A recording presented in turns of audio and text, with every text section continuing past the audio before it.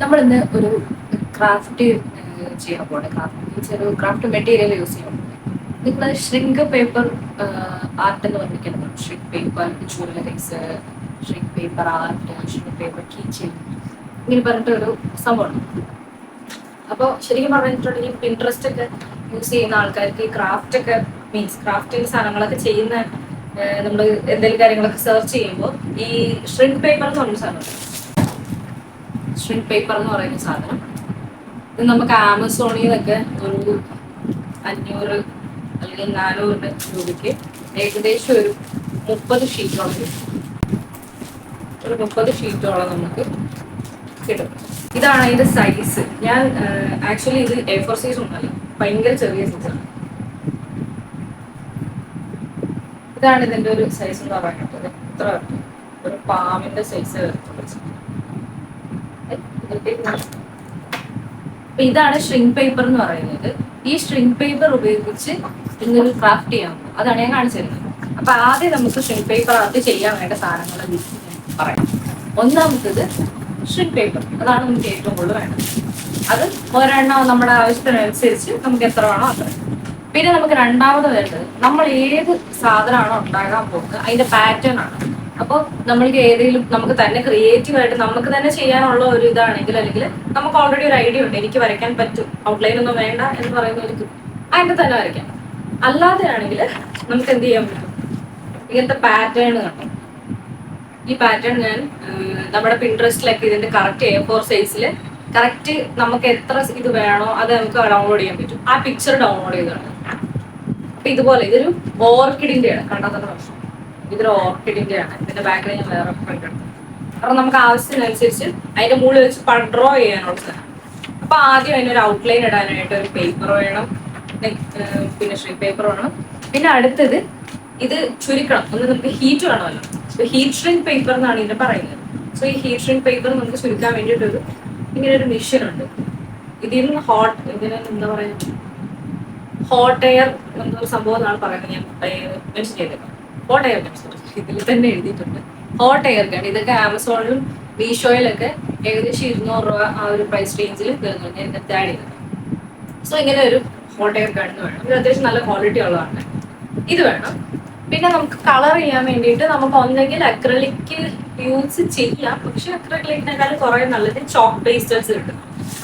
ഇങ്ങനെ chalk pastels ഉണ്ട്. Chalk pastels അല്ലാതെ കളേഴ്സ് യൂസ് ചെയ്യുന്നില്ല എങ്കിൽ കുഴപ്പമില്ല. അല്ലെങ്കിൽ നമുക്ക് ഇങ്ങനത്തെ ചോക്ക് പേസ്റ്റൽസ് ഉണ്ട്.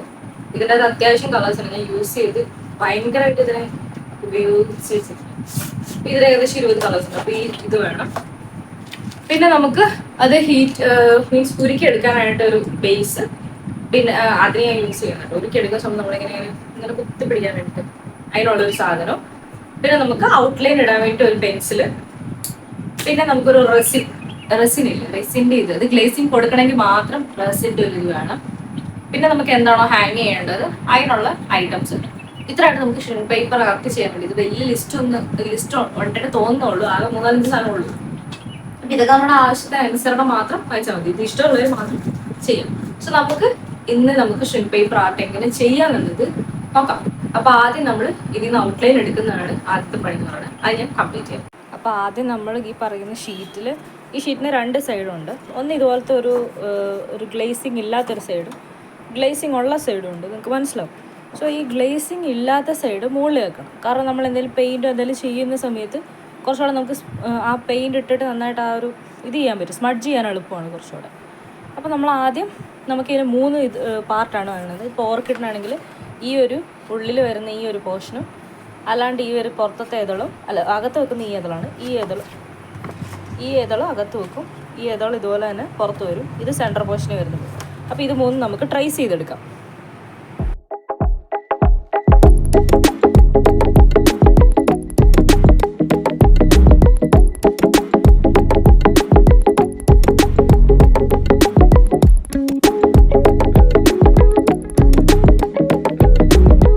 ഇപ്പം നമുക്കിതിൻ്റെ ഔട്ട്ലൈൻ കിട്ടി. ഇങ്ങനെയാണ് ഔട്ട്ലൈൻ ഇരിക്കുന്നത്. ഇനി നമ്മൾ അതിൻ്റെ മുകളിൽ ജസ്റ്റ് ഈ കളർ പിക്ചർ എടുത്തതിൻ്റെ മെയിൻ കാരണം എന്ന് വെച്ചിട്ടുണ്ടെങ്കിൽ എനിക്ക് ആ രീതിയിൽ ഇതിലേക്ക് നോക്കി വരയ്ക്കാൻ എളുപ്പമായിരിക്കും. അപ്പം നമുക്ക് അതിനനുസരിച്ച് ആദ്യം നമുക്ക് ഈ സാധനം ആദ്യമേ ഒന്ന് കട്ട് ചെയ്തെടുക്കാം. ഇതിൻ്റെ ഈ ഷേപ്പിൽ തന്നെ.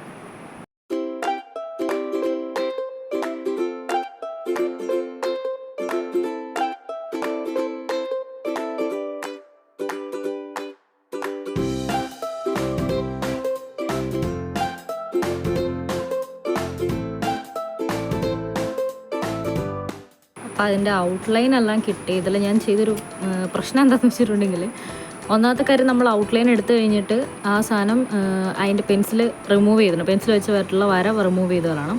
പിന്നെ എന്താ ചെയ്യേണ്ടതെന്ന് വെച്ചിട്ടുണ്ടെങ്കിൽ, ഈ സാധനം ഒരു ചെറിയ കത്രിക ഉപയോഗിച്ചിട്ട് കട്ട് ചെയ്തെടുക്കുക. അല്ലെങ്കിൽ നമുക്ക് കട്ട് ചെയ്തെടുക്കാൻ ഭയങ്കര പാടായിരിക്കും. ഇങ്ങനത്തെ അതിൻ്റെ ഡെഫിനേഷൻ കറക്റ്റായിട്ട് വരണം. അപ്പോൾ ഇത്ര സാധനം നമ്മൾ കട്ട് ചെയ്തിട്ടുണ്ടെങ്കിൽ പെയിൻറ്റ് ചെയ്തെടുക്കാം.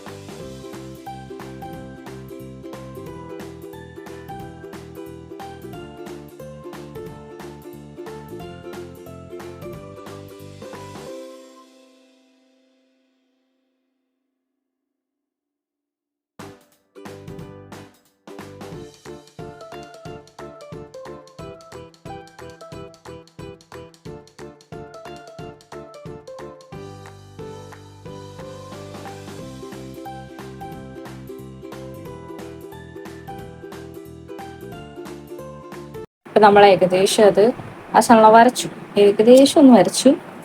സോ ഈ ഒരു രീതിയിൽ വരച്ചാൽ മതി.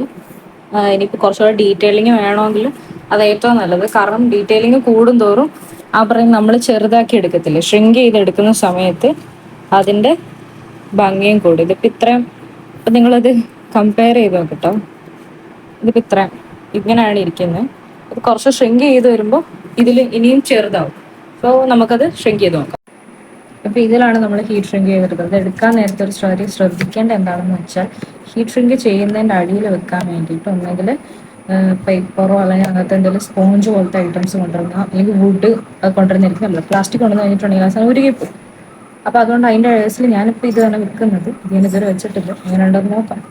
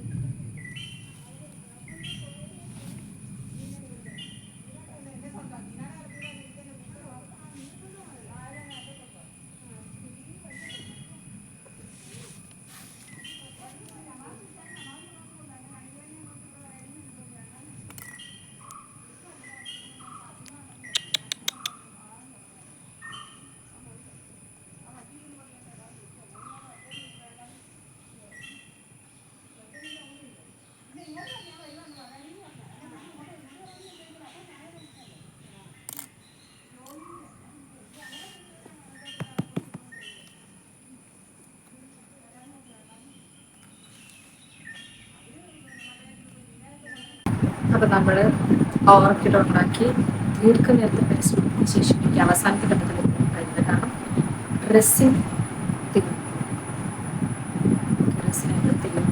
കാര്യങ്ങളൊക്കെ മനസ്സിലാക്കി. പക്ഷെ കുഴപ്പമില്ല. ഇതാണ്